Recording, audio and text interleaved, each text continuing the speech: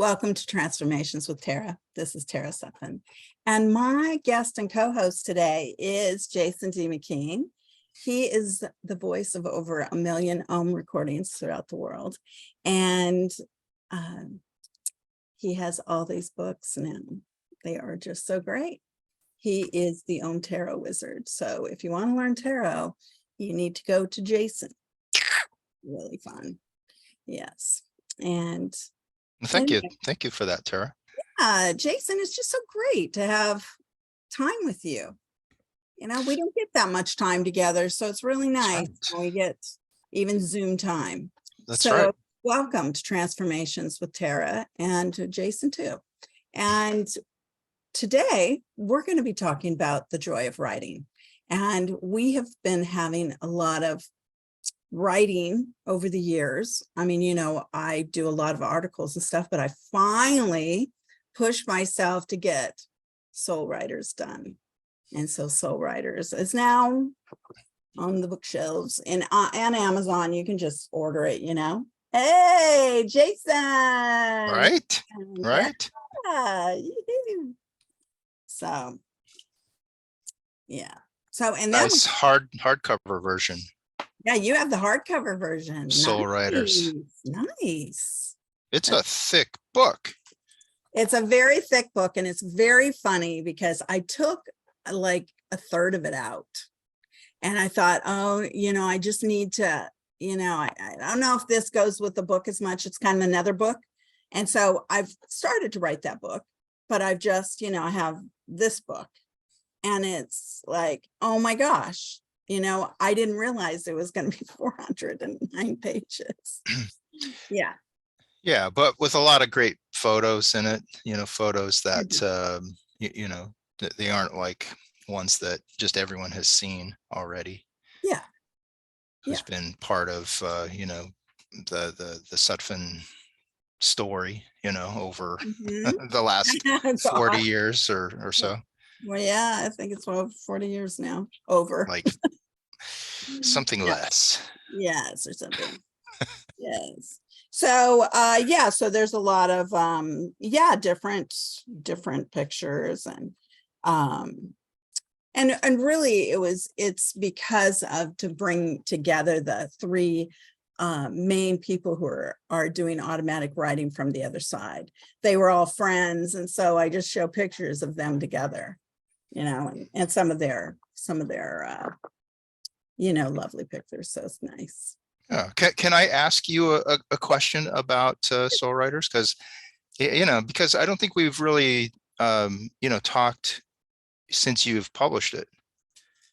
No, since it's come out. Yeah. And, you know, it's like I work with a lot of authors and all, and it's like to write a book it's like a Herculean feat. It is a heroic feat to be able to conceive of a book and write it. Yeah. But how did this book come to you? Well, I'd always wanted, well, let's go even further back. You know, Jeff Stern and I were friends, you know, over 40 years ago. And he was, you know, he was a prolific author on the metaphysical. You know, anything in the metaphysical studies was, you know, his thing. Edgar Cayce is famous because of The Sleeping Prophet, and Yoga, Youth, and Reincarnation was a 1965 bestseller. 1965. So, you know, he predated everybody on Eastern thought, and in bringing it back to, you know, in vogue and into America. And we love it. You know, we loved relished the concepts of that, you know, reincarnation and we theorized a lot about it. You know, he was very much a scholar of it. He was a newspaper man that came out of New York, and then was an editor for Newsweek. So he was very, you know, well versed on life and current events and advice. And so he, I believe that I was, you know, probably knew him from a past life, because there's some kind of really deep-seated destiny that came when I met him. I met him very young, at 21 years old, and I was, you know, and we became best friends. And so he, you know, we didn't talk about metaphysics all the time. You know, we were interested in each other's families, and all holidays we spent together. You know, I married my husband on his deck. You know, he introduced me to my husband. And then, you know, they are all on the other side now. And so it's been interesting. I thought, well, you know, I'll just add, you know, Dick Sutphen to the mix as well, because I was already doing a lot of automatic writing over the years with Jess Stern. And so then Patrick came along, you know, he crossed over, which was very sad for us all. You know, we loved the Irish Seer. He was so much fun for all of us, and Yes, he was. a great friend. Yeah. And he married Jason and Sue. And, you know, I was just talking to another couple where he married them, and we were, you know, we just reminiscing about how wonderful Patrick was. And so it's been nice to be able to, for the last few years, you know, just writing down all these questions and then having them answer them. And that's been the thing, is you know, setting them up to answer them. And so we, you know, it's just like on the automatic writing that I used to do all the time with Abenda, with all the letter writers, you know, we have a set plan. And since I had the near-death experiences, it's really easy for me to go to the other side to say, okay, hey, let's have a meeting here, we're going to write. So that's what we've done. And that's where all these questions, there's 87 questions. And so, you know, I know that there are more questions, and you guys can all write to me about them so that we can actually, you know, they can answer more, because You could do a volume 2. Well, that, and then I have other people who come to me, other great prolific writers who want to write with me too. It's like they're not yet done with even writing yet. They want to write still. And it's like, oh, Tiffany, I died. Let's write a book, you know? So it's been really fun, actually. With those 3. Yeah, those three. Those Smith, 3. Dick Sutphen, right? It's like Yeah, the S's. Yeah. you knew Sutphen. them. They could start a band, you know, like Yeah. Crosby, Stills, Nash and Young. Right. And with how they, like, how you, like, were they all willing subjects, as far as, like, did you say, you know, hey, you want to, like, you know, answer some questions, or were they like saying, I want to answer some questions, I want to communicate? yeah, well, Jess has always wanted me to do a lot of the communicating. And so, you know, it's just like, why, what am I waiting for? But, you know, we waited to this time, because time on the other side is very different than our gravity time. So, you know, they don't have it. It's not that pressing. So, well, and then, you know, and with Jess, it would have been great. Just, you know, Jess and I'm sure Jess would have, you know, been able to answer so many things just on his own, but it just made it kind of, I felt more fun at that point to bring in Patrick, and then Richard died. And so Jess was always a willing subject. Patrick, I asked him, but, you know, he wasn't a writer. You know, the other two are prolific writers from in this world, our world. And so they still have that skill. So them writing, I don't have to clear their mistakes. I never read a lot of their stuff as we were going along, you know, it was later. I've never really had to edit any of them, except for Patrick. I had to, you know, I tell those guys, you know, like, help him get up to speed, get up to speed with writing. Yeah. With the tone of it. And so he did. By the end of the book, he was really, he can really tell a story much more coherently, you know, as far as the punctuation and their sentence structure and that sort of thing, and following the thought, you know, because you have to have sometimes a starting, a middle, and an end for the thought. And I'm not conscious through it. I'm, you know, usually letting them do their own thing. So You're just that open conduit, just I'm an letting open the conduit. information just flow through you. Yes. Yeah, I mean, what's fascinating, you know, about the book is that, you know, because I knew all of these people, these three writers intimately as well, Okay. that it's like their voice comes through strong, you know, and it's it's the quality of information that comes through is also, you know, very, very unique. Right. Well, I mean, even Sheila, you know, Sheila Sutphen Shea, she said the other day, my God, it's it's Dick's voice. Oh my God. Oh my God. I mean, you know, this is him. And it was just like, and she knew him well because she was married in the family for many, many years, you know. So it's like, yeah, just let them write. And they're still the same. But but with him, we, you know, we tell it in the book because he and I were not on the best of terms when you know, we started writing. And so they wanted him, and it was just like, oh God, do we have to have him? But you know, and now that the book is done, he added so much to the book. But you know, and you know, our marriage was really fantastic when it was happening, you know. I mean, would never put down the marriage part of it, but the aftermath was not so great. And you know, so it's been a process to work with him, and he's been very happy about it. I mean, you know, because he lived to work anyway, so he just, yeah, you know, let me in, let me do it, let me help. You know, it gave him like a lot of purpose on the other side.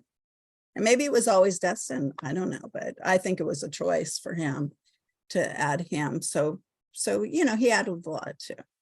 They all Yeah. added. It was a good process. There's a joke with family friends, you know, where we're all on vacation and we're having fun in the pool, Oh. and Richard is sitting in a lounge chair reading the Wall Street Journal. You know, I mean, he was always. Yeah, always working. Yeah. Oh yeah, he used to be. Yeah, it wasn't really a joke for me. It was just like, hey, have some fun or else. Yeah. So anyway, yeah. So what are some of the themes that that you and you Oh yeah, wrote most of the questions to ask them, I or did. You know, did I they just offer some questions too? no, it was me more racking my brain of what would we all like to know? You know, what would we like to know? You know, like I can read you some of the questions. I'll read you Yeah. some of the questions in the front. Yeah. You know, where it got to be the questions. Do you see us clearly on Earth? How do you feel not living on Earth? The light and dark side of human nature. The quest. What is the search? Regarding So that first question is fascinating, right? Because it's like, yes, we want our loved ones to be like connected and all that, but do we want them like watching us in our private moments too? You know? Right. So what's the answer? Or do we have to buy the book to find out? What's that? Which one? For, you know, do they see us clearly? Okay, well, let's read that one. Do they see us clearly? Do you see us clearly on Earth? Yes. We are on the same vibrational atmosphere still. As the radio's dial, I have switched to another station. I can sense you more as there is an anti-gravity factor that is lifted. My memory is keen and intact from when I was born as Jeff Stern. Even though I no longer sleep, eat, and live the Earth life, I relatively think and aspire to the Jeff Stern human condition. emotion, and intellect. It doesn't go away. It becomes an added feature to my long lineage of knowledge and experiences. So what happens in my radio signals, get clearer than anyone I know. Let's see. So what happens is my radio signals get much clearer than anyone I know. I can tap into them. I can tell what is happening in their life, and if I feel it necessary to try to interfere. I make an effort, but it's very hard for the living and dead to speak. We must take into consideration the rate and speed of energy and not mix it with humans too much, as we might become confused. Tara, you are not perplexed here as you allow your energy to become dormant while visiting us. Your memory and most of what you know is quiescent and at rest. We are a different exosphere. So if I So that's a understand summary. that, it's like if you're dialed in to each other's frequencies, then there's that more clear connection. If you're off, then it's like, you don't see them, they don't see you, kind of thing. Right. Well, yeah, because we're on different wavelengths. We are on different energy wavelengths. So then he goes on, sometimes souls choose Earth to give themselves a rest, but mostly to experience love, power, and believe it or not, the seasons. With Earthlings, I can only talk to people I'm connected to or have a channeling gift. When I speak to humans, besides Tara, I try and relay my plans and what I know is happening for a person. I can see their life more clearly, but I can't always get the information clearly to the person I'm talking to. And I always want to tell something that could save pain and suffering. There's many instances where we see how the effect will be. I'm very careful about how I relate information. I'm not a guardian. All humans have assigned guardians. It is their job to let you know the news if you must know. Almost no one gets to see or hear their guardians except the birth and death process. The guardians work overtime, giving you advice in dreams and holding your hand when you are scared or hurt emotionally or physically.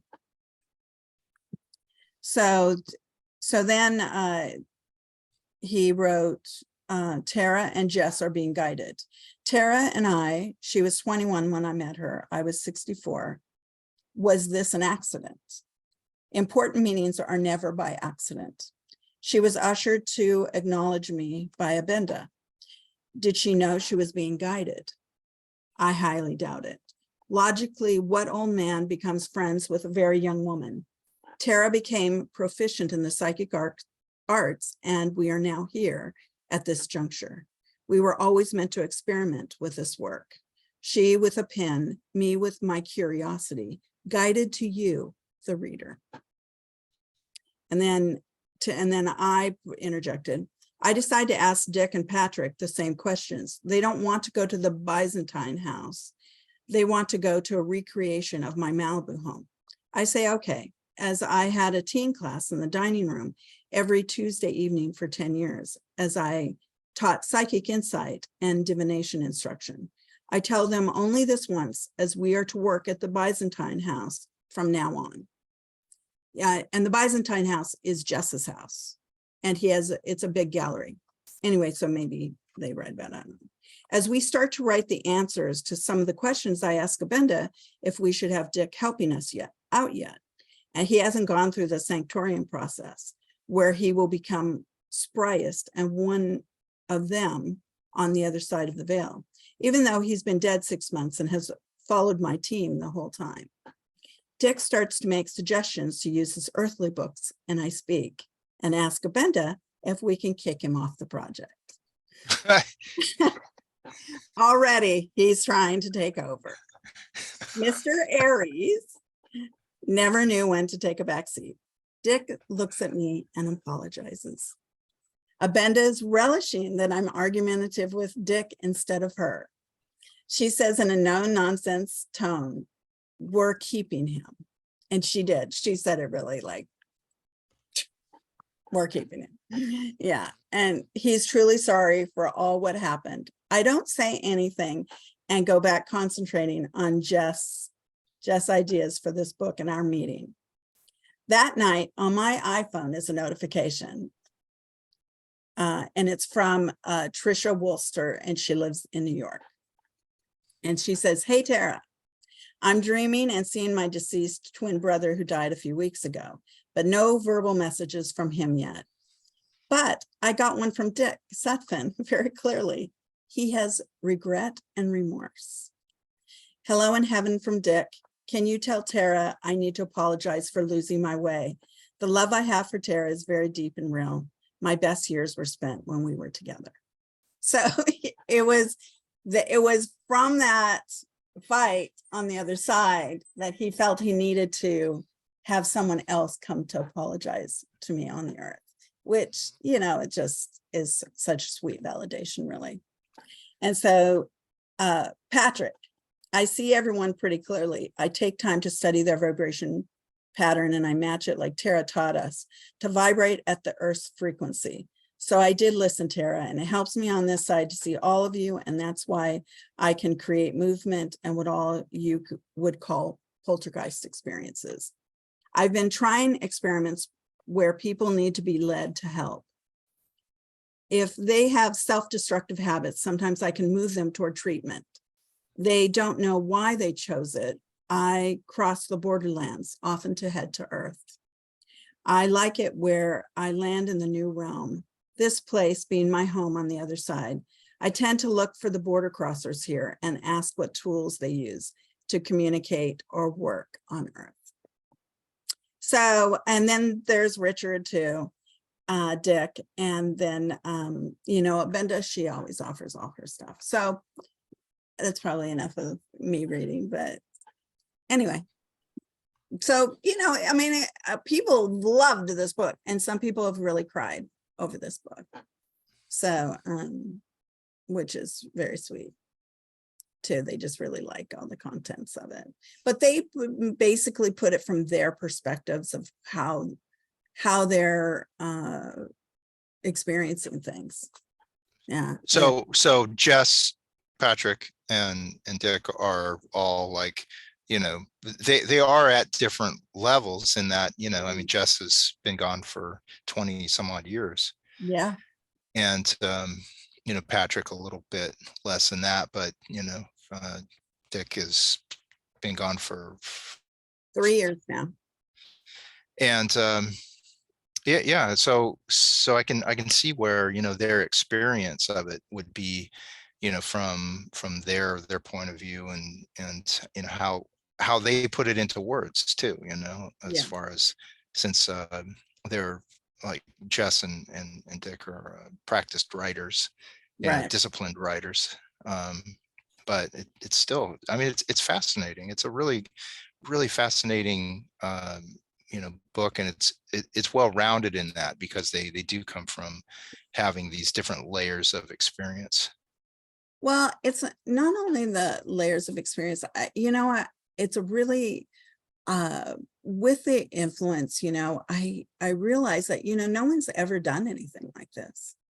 That, you know, I mean, 3 people who they knew well in life, you know, I knew them well, 20 and 30 years, all of them. So, you know, it's a very, very, you know, and close friends and close husband, you know, close. And so, yeah, it's interesting. It is interesting to see their perspective of things on that other side. And we've been so curious, like, why not ask the questions? You know, I'm the automatic, you know, this is my 5th book of automatic writing. I mean, it's not like I haven't done automatic writing for, you know, since I was really young. Yeah, loved it. Yeah.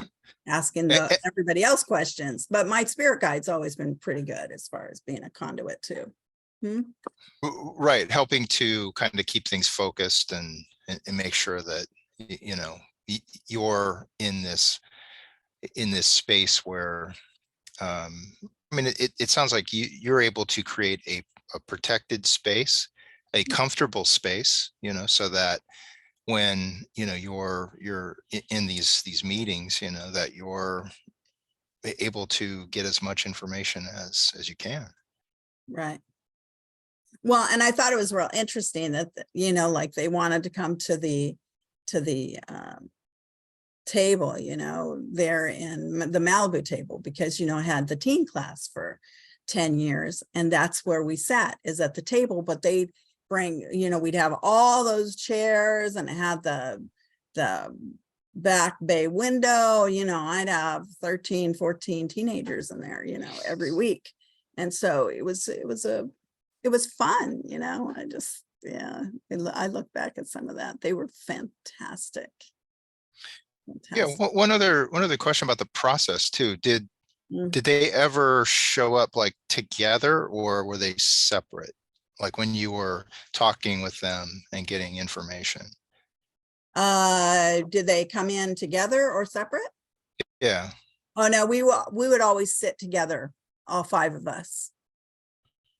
All five of us together at this beautiful table. It was beautiful, and wood table.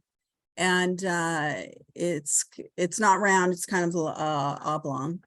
And there is a big tapestry behind it. I have looked and looked, because there's many different tapestries like it that are in the world. But Jess has it. It's a tapestry of these hounds. And they look like you know, beautiful bird dogs. Yeah, some kind of bird, ancient bird dogs. And so they're there in the photo. And or that photo, in my mind's Yeah, eye, it's like being in that room. And it's all wood paneling, and big doors on that. And they say that Byzantine house is in the time of Constantinople, I guess. I don't know. I have to research it more. that sounds about right. I mean, Constantinople was like, I forget the years, but it was definitely you know, with the mosaics, and you know, all of the, you know, and when I was in Istanbul there at Hagia Sophia and all, which is Mhm. reading, it's like it's switched from like cathedral to mosque, you know, just over the centuries and all. Right, But right. It's been many things. incredible work inside, and also the energy too. It's like that particular place was somewhere where I felt like time had just kind of like melted away, and I was like, it could have been any time that I was Right. in. You know, it just happened to be in the 21st century. Yeah. So that's Jess's house. Yeah. So it's a beautiful house. So we go there and go to that table and write. Yeah. Wow. Um, So when did it you was enjoy fun, writing it? I mean, you know, talking about the joy of writing, did you enjoy writing it? yeah, it was great. You know, the bottom line is finding time for anything, you know, Mhm. and it was just having that quiet enough space to go into automatic writing. And yeah, just going for it. I find my process of writing is one of, you know, having these spurts of discipline Yeah. where it's like, okay, I've got time, and then you just kind of sit down, and then you just kind of Yeah. get into the groove of it, and then you get a bunch done. But it's not until the very end, that last part where everything's got to like start like taking shape and coming together. That's when it starts to get intense, and that's where there's a real drive to just like muscle through it and get it. Yeah, I mean, I've noticed some mistakes in it, like you know, I put in like a program to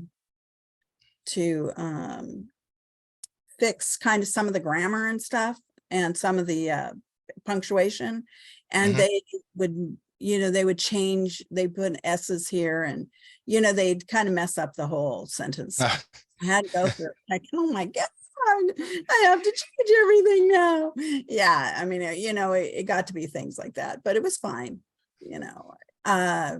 Yeah, and make sure it didn't, because I'm sure there's still stuff in there that the guys would say kind of like more of some kind of slang.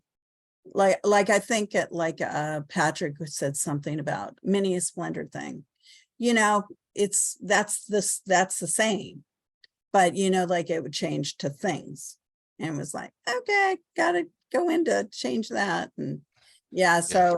so it's done some of that, but I didn't get to all of it, but people, it's pretty, yeah.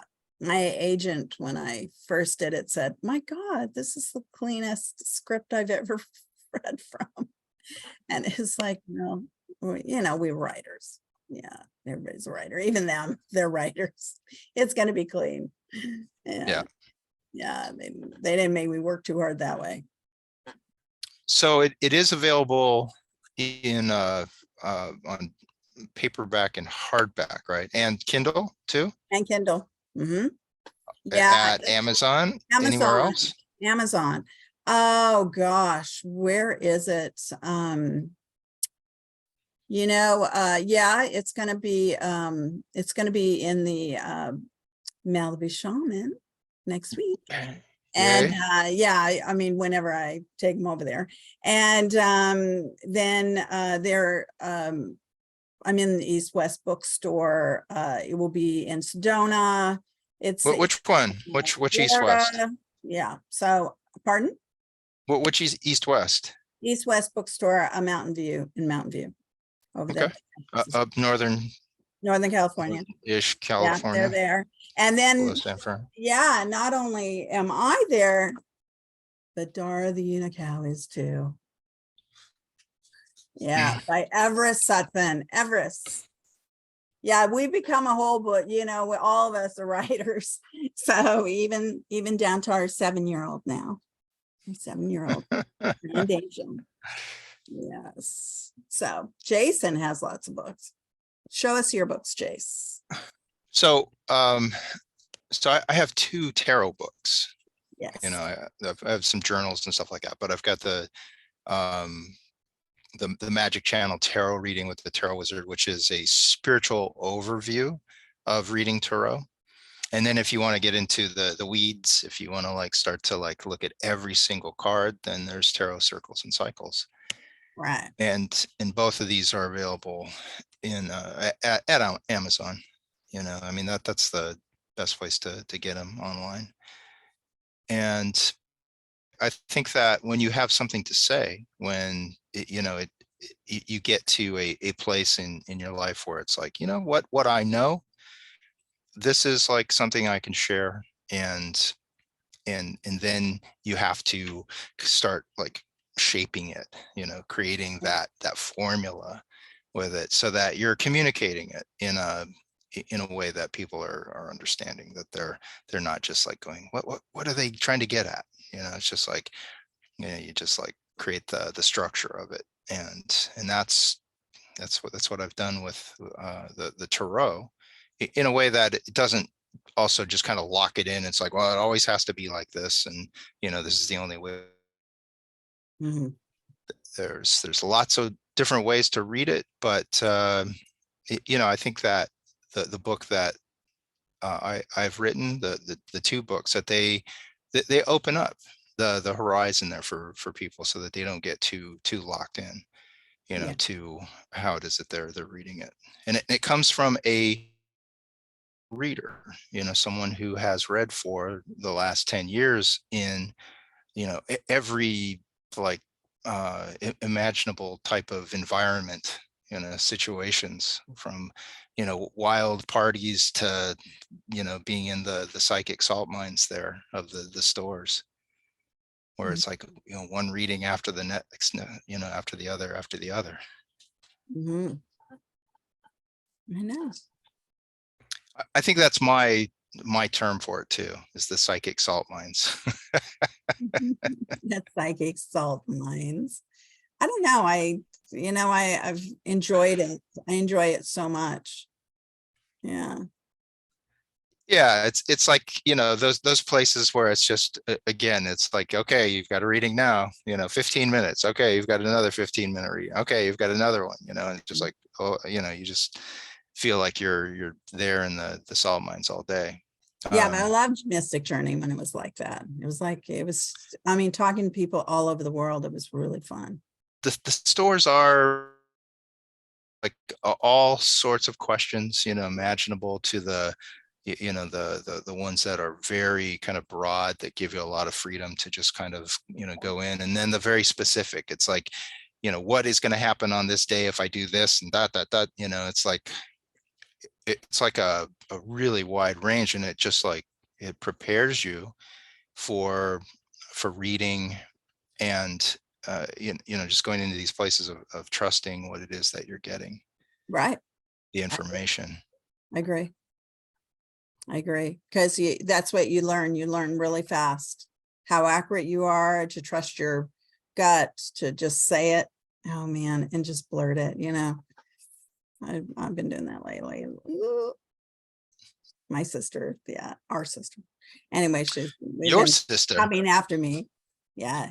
Ooh, Tara, no. Our sister. Yeah, don't It's say like, it. is there any gossip? Yeah, come on, it's just us It's and just everyone else. No. everyone. No, she just her. When I'm accurate, you know, on the psychic stuff, just blurt Yeah. it. I have a lot of blurting. I do. Well, it's sometimes that it is just the process of where, you know, it's that information that isn't just like, it's just well thought out, and where you start just winging everything in your head about Yeah. it. It's like, what is it that is like, you know, what the truth of it is, you know. So sometimes that it feels like a truth bomb sometimes, if it's not the happiest of information, right? You know, it's like, you don't want No, to lay sometimes waste it's to not the happy. environment there, but you know, sometimes you just gotta, I mean, that's the hard part of it, is just where you're always truthful. Mm, true. And it's all in my book There you about go. again, I think that this book here, which you know, was the first book, I think it just kind of laid the foundation for why anyone would want to read Thoreau, and Right. some things to really, you know, ponder. Good, you know, like subjects, good themes, like, you know, fate or free will. You know, if you're think that everything is locked in, and you know, there's no area of choice within someone, you know, it's like that will it will mean, you know, a lot of, well, this is going to happen in this and this and this and this, and it's just going to, you know, get locked in. Or, you know, it's like, well, you know, if you want to change that, you know, it's like, this is your moment to do that, you know, at this time, you know. So it's like, there's some really powerful themes to you know, meditate on, to be very conscious of, you know, as a reader. That's right. Very conscious. Very conscious. I always try to be very conscious. Yeah. Because, you know, I realized that people would hold on to what I said like 20 years later. I was like, oh, yeah, they always remember. So can't say, you know, just anything weird. You have to be conscious of what you say. And that's why I've tried to teach everyone that, you know, takes any sort of schooling from me. So, you know, it's really about healing people. It's not about hurting anyone. So Yeah. heal everybody. That's the number one rule. Yeah, you're healing, you're empowering, Yes. you're you know, like, in some cases, helping people reconnect to their path, Yes. you know, if they feel lost. Mhm. Yeah. You know, so it's human nature. Yeah. Yeah. So um With the idea of writing, you said that, people are, uh, suggesting things and all that. Do you Mhm. look at that, look at what people send in, and do you say, oh yeah, I'm gonna jump on that? Or is it like, I'm gonna sit here and I'm gonna percolate a little bit. I'm gonna, like, just take it in, but I'm gonna just let it percolate within, and I'll I'll start, another project, or Yeah, well, I've started another couple projects, because, it's fun. So I'm done. I've started a couple projects, and so is Everest. Everest has already started on a couple projects. We had a meeting, and it's very interesting. I find it fascinating because, like Jason and I do these podcasts, and they flow. But you don't flow with everybody you're working with. yeah. And when it's just you're on the right track and you're just going forward, so easy and nice. Anyway, Everest, is only 7. And so I talked to her a couple days ago, and she was telling me that she suggested to me that she would like to do another book. And it's like, okay. And so we started to talk about it. And it's like having a meeting with an adult. It'd be like having a meeting with Jason. She's how she's conceptualizing, and she knows, nothing can be copyrighted. And she's telling me that, and it's like, yes, yeah, understand. Yeah, we can't use anybody else's stuff. So it has to be your original story. And so, I mean, and it's like, well, yeah, why don't you tell me kind of where you want to go with this? And, then, I can write it down for you. And so we're going back and forth. And so she is just, I mean, it's incredible. It's incredible. You find these people in your life, and I mean, she just happened to be related to me, but it's just that the flow of it is incredible. Yeah, just incredible. It's so important too, as a kid, Oh, to experience accomplishment too.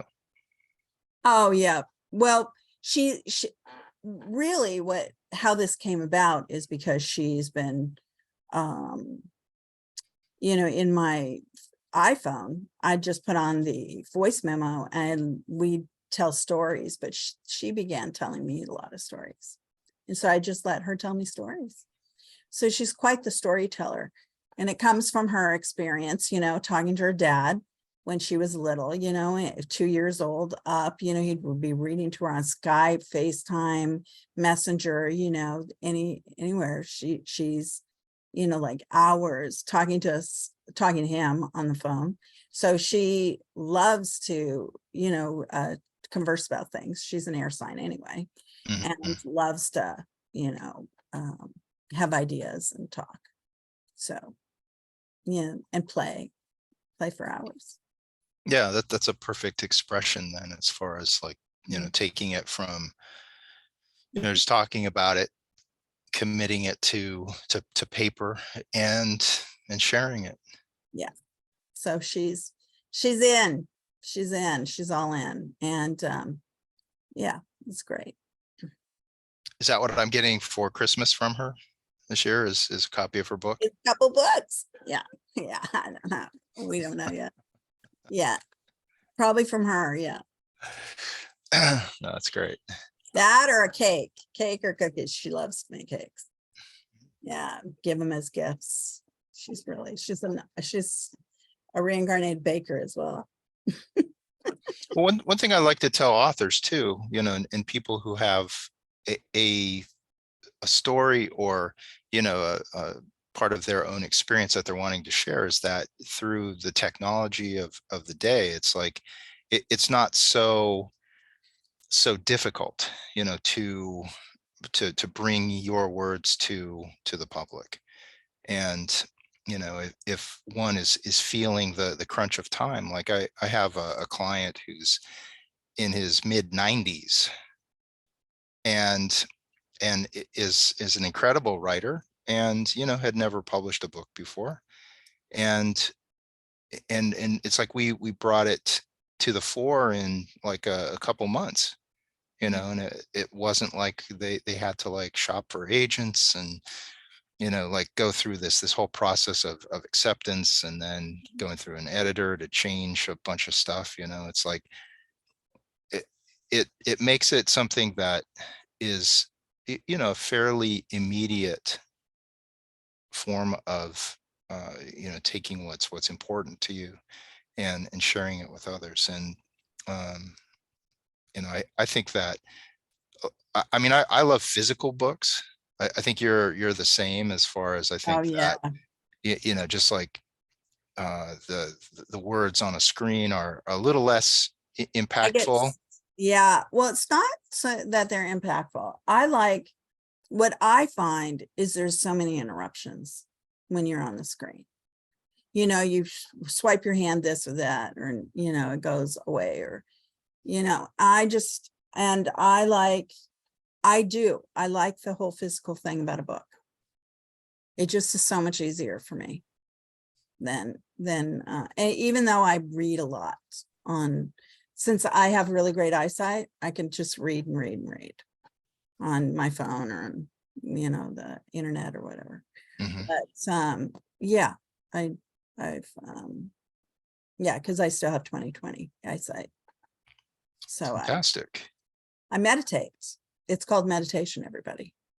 I meditate, and do more meditate. I think I have like 420 vision. You gotta get you meditating. Yeah. Meditate. Yeah, But it has my to eyes be have. intentional. Has to be intentional. You're actually working on your eyes. Yeah. I mean, I need to work a few things, you know, I'm like thinking, I need to make, make those tapes where tapes, back on tapes. That's how Tapes. long I've done it. Yeah. Tapes. Yeah. Some And cassette recording tapes. cassette tapes. Yeah, I saw a thing one of the kids sent me yesterday, is where you know, all the clicking of how all the sounds from like your childhood or the 80s, whatever it was so great. I loved it. Putting in the cassette, you know, the VHS, and yeah, all of it. It was hilarious. What, it was like making all the clicking sounds, All like the clicking sounds. I'll when you send it to you press guys. the play click. Yeah, Yeah. click. Yeah, all of it. All of it. You forget, oh yeah, that was like a big, you know, we all had that click in our life. The phones, the rotary phones, you know. Yeah, I don't remember the rotary phones as much. I mean, Oh, I loved the sound of it. when you'd like and then it would go Yeah, yeah, yeah. I loved it. Yeah, I loved it. Mhm. Hmm. Not that I Yeah, was on the phone that much as a child, I think that teenager. just keeping track of, like, you know, like those longer numbers. I mean, it's like when you had like the eights and nines.